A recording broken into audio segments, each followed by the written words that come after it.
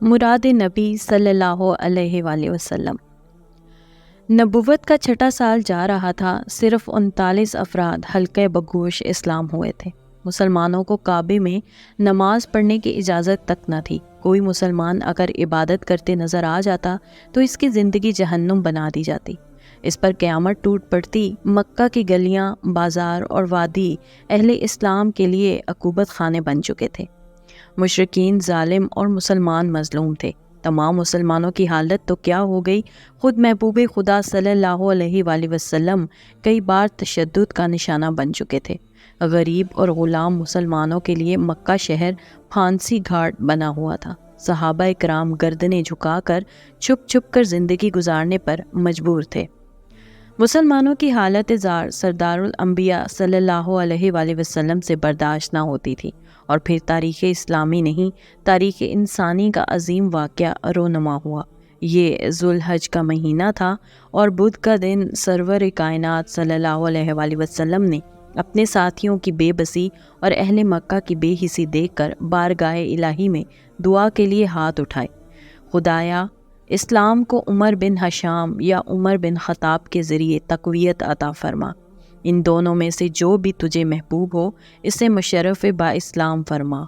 اور اگلے ہی دن قریش کے قبیلے عدی کا طویل قامت، سرخ چہرہ، جنگجو، دلیر اور بے باک شجاع انسان گھر سے اس لیے نکلا کہ سرزمین عرب خدا کا پیغام سنانے والے کو تحت تیغ کر کے اہل قریش کے بتوں کو سر بلند رکھے گا۔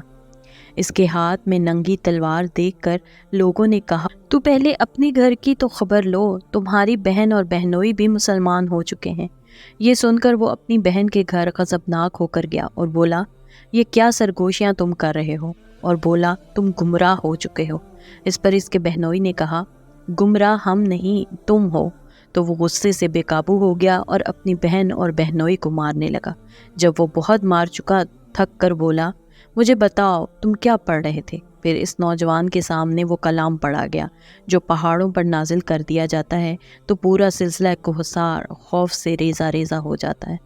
کلام کی تاثیر ایک زلزلہ تھی جس نے نوجوان کے دل کی زمین کو زیر و بر کر کے رکھ دیا، اور پھر قبیلہ عدی کا نوجوان سردار اس کلام کی ہیبت سے لرزنے لگا۔ پھر قبیلہ عدی کا سردار انسانی نسل، انسانی کے سبب سے سب سے بڑے انسان محبوب خدا صلی اللہ علیہ وآلہ وسلم کی بارگاہ میں حاضر ہوا اور اپنی تلوار اور سر بھی رسالت مآب صلی اللہ علیہ وآلہ وسلم کے قدموں میں رکھ دیا اور مسلمان ہو گیا۔ تو مسلمانوں کی تعداد 40 ہو گئی۔ اس طرح آپ کو متمم الاربعین کا لقب ملا۔ پھر یہی نوجوان ایک مسلمان کی حیثیت سے میدان بدر میں نمودار ہوا۔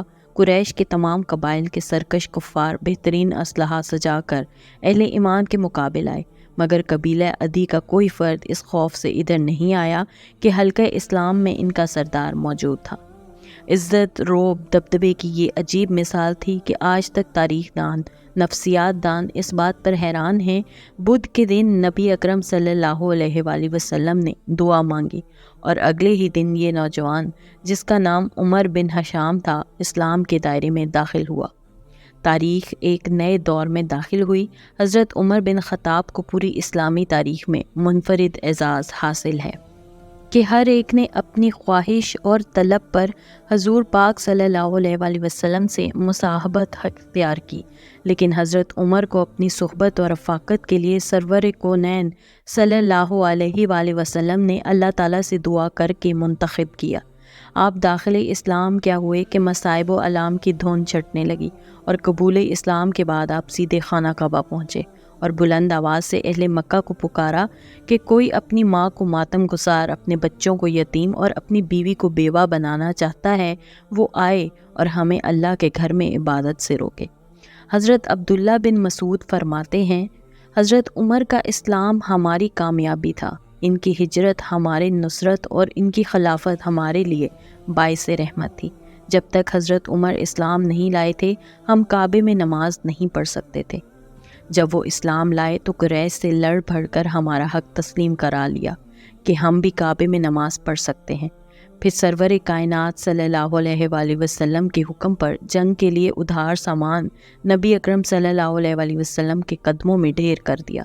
پھر جب حضور پاک صلی اللہ علیہ وآلہ وسلم اپنی بیویوں سے ناراض ہوتے ہیں تو دربار رسالت صلی اللہ علیہ وآلہ وسلم میں پیش ہو کر کہتے ہیں، شاید آقا صلی اللہ علیہ وآلہ وسلم یہ سمجھتے ہیں کہ میں اپنی بیٹی حفصہ کی سفارش لے کر آیا ہوں، تو رب کعبہ بہتر جانتا ہے کہ حفصہ کے لیے میرے دل میں عکس ملال تک نہیں، میں تو حضور پاک کی تنہائی کے خیال سے آزادہ ہوں، اگر آقا مجھے حکم دیں تو اللہ کی قسم اسی وقت حفصہ کی گردن کاٹ دوں۔ سرور دو جہان آپ ہی کے بارے میں فرمایا کرتے تھے، اللہ تعالیٰ بعض اوقات عمر کی زبان سے بولتا ایک اور متوقع پر ارشاد فرمایا، شیطان عمر کے سائے سے بھی دور بھاگتا ہے، اور اگر میرے بعد کوئی نبی ہوتا تو وہ عمر ہوتا، لیکن میرے بعد کوئی نبی نہیں آئے گا۔ حضرت عمر فاروق رضی اللہ تعالیٰ عنہ نے جن بلندیوں کو چھوا وہ آپ ہی کا مقدر تھا۔ جب مسجد خلافت پر جلوہ افروز ہوئے تو ایسی بات کہی کہ پوری انسانی تاریخ میں کوئی دوسری مثال نہیں ہے۔ آپ نے کہا، لوگو، میں نے اپنے دروازے کا کواڑ نکال پھینکے ہیں تاکہ میرے اور تمہارے درمیان کوئی دیوار حائل نہ رہے، اور پھر کہا، اگر فرات کے کنارے کوئی بھی بھوکا مر جائے تو اس کا جواب دے میں ہوں۔ عہد جہالت میں دریائے نیل ہر سال خشک ہو جاتا، پھر نوجوان دوشیزائوں کی قربانی اور خون دیا جاتا تو پانی آ جاتا۔ جب آپ برسر اقتدار آئے تو حضرت عمر نے دریائے نیل کے نام خط لکھا کہ اے نیل، اگر تو میرے خدا کے حکم سے چلتا ہے تو چل، ورنہ تیرے پانی کی ہمیں کوئی ضرورت نہیں، اور پھر نیل اسی طرح ابل پڑا کہ آج تک پانی بند نہیں ہوا۔ انداز حکمرانی ایسا کہ ہندوستان کے نجات دہندہ گاندھی نے کہا تھا، اگر بھارت ایک مثالی ترقی چاہتا ہے تو اسے دوسرا عمر فاروق پیدا کرنا ہوگا۔ ان کے عہد حکومت میں اسلامی ریاست کرۂ ارضی کے مشرق و مغرب اور شمال و جنوب کی وسطوں پر محیط تھی، لیکن کمال عجز کا عالم یہ تھا کہ کپڑوں پر پیبند لگے تھے، بیت المال کے اونٹوں کی گلہ بانی خود کرتے، اور جب آخری حج کے بعد پلٹ رہے تھے تو ایک وادی میں رک گئے۔ فرمایا، بے شک اللہ جسے چاہے نواز دیتا ہے، میں کبھی اس وادی میں اپنے باپ کے اونٹ چرایا کرتا تھا، وہ مجھے غلطی پر خوب مارتا تھا، اور آج یہ وقت ہے کہ میرے اور اللہ کے درمیان کوئی نہیں جس کا مجھے خوف ہو۔ اور پھر شعر پڑھا، تمہارے سامنے جو کچھ ہے اس کی حلاوت باقی نہیں رہے گی، صرف اللہ کی ذات ہی باقی رہنے والی ہے، یہ مال و دولت سب کچھ ختم ہو جائے گا، بے شک اب موت کے حوض میں داخل ہونے کا وقت آ گیا ہے، وہی حوض جس میں ہم سے پہلے لوگ داخل ہوئے۔ پھر ابو لولو فیروز کے حملے میں زخمی ہو گئے اور محسوس کیا کہ اب جانبر ہونے کی امید نہیں، تو فوراً اپنے بیٹے عبداللہ کو بلایا اور فرمایا، ام المؤمنین حضرت عائشہ کے پاس جا کر کہو عمر سلام کہتا ہے، یاد رکھنا امیر المومنین نہ کہنا، عرض کرنا عمر بن خطاب اجازت مانگتا ہے اسے دونوں رفیقوں کے ساتھ دفن کیا جائے۔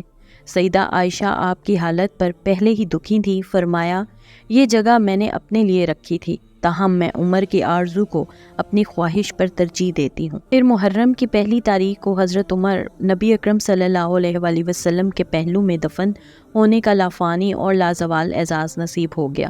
یوں آپ کے اعزازات میں ایک اور اضافہ ہو گیا۔ دنیا تو حضور پاک صلی اللہ علیہ وآلہ وسلم کے ہوا کو ترستی ہے، مگر حضرت عمر کو روز محشر تک محبوب خدا صلی اللہ علیہ وآلہ وسلم کے دامن کی ہوا ملتی رہے گی۔ جہاں دنیا کا بڑے سے بڑا بادشاہ اور ولی اپنی سانس روک کر حاضر ہوتا ہے، وہاں حضرت عمر کو ابدی نیند سونے کی عظیم سعادت میسر آ گئی۔ حضور پاک صلی اللہ علیہ وآلہ وسلم نے اللہ سے مانگ کر لیا تو دور کیسے کرتے۔ اس طرح کی مزید دلچسپ ویڈیوز دیکھنے کے لیے دیکھتے رہیے میرے چینل کو لائک، سبسکرائب اور شیئر ضرور کیجیے، اور ساتھ ہی ساتھ بیل آئیکن کو بھی دبا دیجیے۔ شکریہ، اللہ حافظ۔